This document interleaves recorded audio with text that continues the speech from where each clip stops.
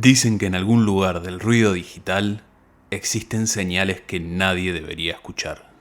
Fragmentos de historias que aparecen cuando logramos encontrarla.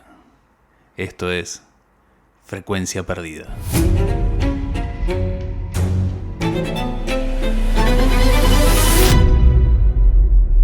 Hoy presentamos El viejo Hermes. En mi barrio había un hombre al que todos llamaban el viejo Hermes. Nadie sabía si ese era su nombre de verdad o un apodo que había pegado con el tiempo, como esas etiquetas que nadie recuerda quién las puso primero, pero ahí están. Hermes vivía en una casa angosta, de persianas siempre bajas, en la esquina de mi cuadra. Una casa antigua, de esas con rejas gruesas y un pequeño jardín que parecía abandonado, pero que curiosamente nunca tenía yuyos. Yo lo conocí cuando era chico, tendría 10 años la primera vez que lo vi salir. Era un hombre muy alto para su edad, delgado y con la espalda un poco encorvada y una cara que parecía tallada en madera vieja. Caminaba lento, con un bastón oscuro que golpeaba el suelo como un metrónomo. Tac, tac, tac, tac. Los vecinos decían que Hermes había llegado a la Argentina después de la guerra. Escapó de Europa, decían. Pero nadie sabía exactamente de dónde. Algunos juraban que era alemán, otros que era austríaco. La señora Marta, que era especialista en inventar historias, decía que era checo y que había sido médico. Lo único cierto era que hablaba español con un acento raro y que no le gustaba hablar con nadie. Si le decías buen día, Hermes gruñía. Si le hacías una pregunta, respondía con monosílabos, una palabra, dos como mucho. Yo lo empecé a observar cuando tenía 15 años, porque me tocó repartir el diario en la cuadra y era mi trabajo durante el verano. Todas las mañanas pasaba por su casa, siempre a la misma hora, y siempre sucedía lo mismo. Dejaba el diario en la reja y unos segundos después, desde adentro, una mano vieja lo agarraba. Nunca abría la puerta, nunca decía nada, solo esa mano, arrugada, temblorosa, hasta que una mañana pasó algo raro. Algo distinto. Dejé el diario y cuando me di vuelta escuché su voz. ¡Nene! Me quedé congelado. Hermes estaba del otro lado de la reja. Tenía unos ojos claros, muy claros, que contrastaban con una cara dura como una piedra. ¿Qué edad tienes?, me preguntó. 15, le respondí. Hermes asintió con la cabeza, como si ese dato le confirmara algo que él estaba calculando. Bien, dijo. Entonces puedes ayudarme. Me trataba de usted. Fue la primera conversación que tuvimos. Hermes necesitaba que alguien le trajera cosas del almacén, del correo o de la farmacia, cosas simples. Pagaba bien. Y la verdad, hablaba poco. Pero con el tiempo empezó a confiar en mí. No es que se volviera amable, pero dejó de gruñir. A veces incluso me invitaba a pasar a su casa. Adentro era todo extraño. No había televisión, no había radio, solo libros. Cientos de libros y cajas, muchas cajas de madera, que estaban siempre cerradas.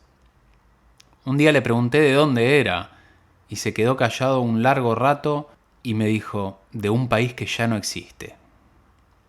Nunca supe si hablaba en serio o si me estaba tomando el pelo. Pasaron los años, yo dejé de repartir diarios, terminé el colegio, empecé a trabajar, pero cada tanto seguía pasando por la casa de Hermes para hacerle algún mandado. El tiempo también le pasó por encima a él. Se volvió más lento, más flaco, más silencioso, hasta que una tarde de invierno me llamó. «Nene», me dijo.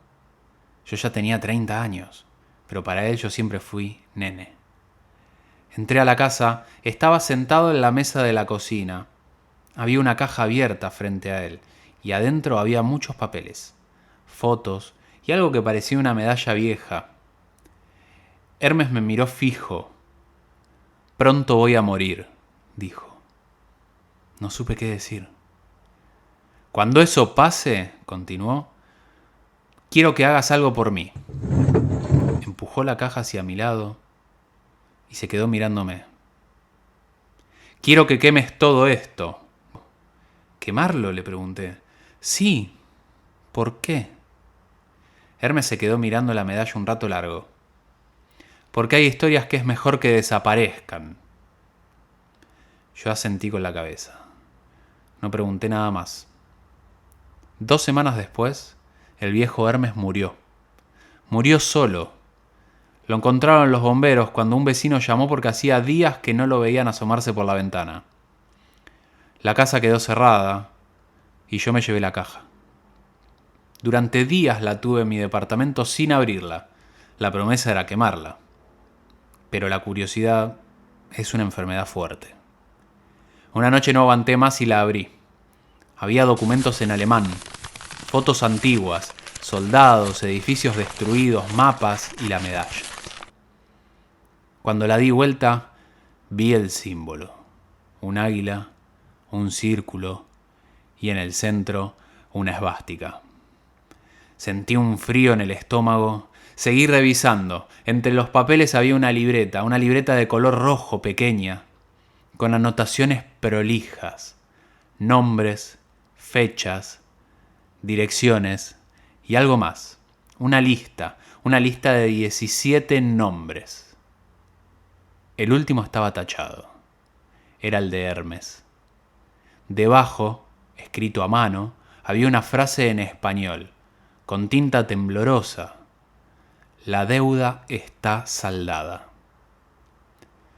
No entendí nada hasta que me encontré la última hoja.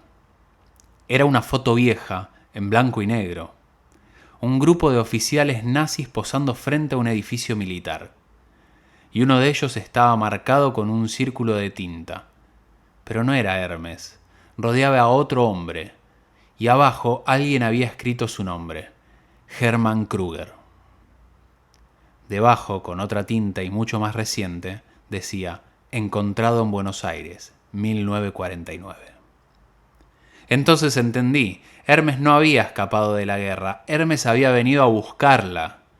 Durante 40 años había rastreado a hombres que habían desaparecido después de 1945, nazis escondidos en Sudamérica.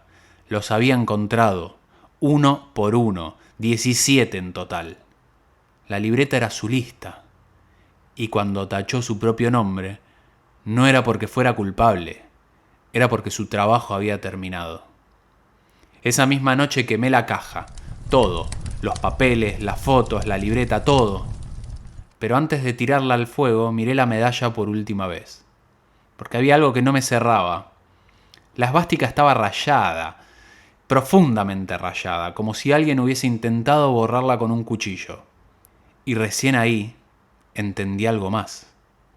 Hermes no guardaba esa medalla como un trofeo, la guardaba como un recuerdo, para no olvidar, porque había pasado 40 años buscando hombres que el mundo había decidido dejar de buscar. Hemos perdido la frecuencia.